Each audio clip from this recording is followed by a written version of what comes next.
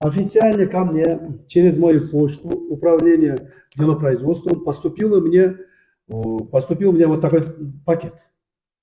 Внутри этих документов, то есть бумаг, был вот такой конверт. Был единственная вот такая флешка. Вот она флешка. В этом письме указано о том, что я должен исполнить какие-то условия для того, чтобы они не могли уничтожить меня или мою семью. Так? Они это условие тоже открыто сказали, какие условия я должен делать, что я должен делать, каким образом должен поступать.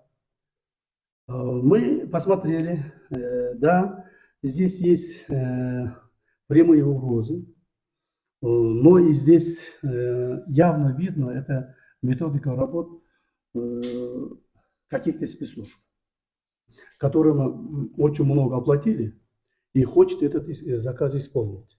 Ему очень много заплатили олигархи, криминалитеты. В этом письме открыто они заявляют, кому я должен помочь и каким образом должен помочь. Я знал, что такие угрозы мне будут. Я вас не боюсь. Наоборот, вы меня боитесь. Вы меня боитесь. Я вышел на эту тропу войну с вами во благо нашей страны.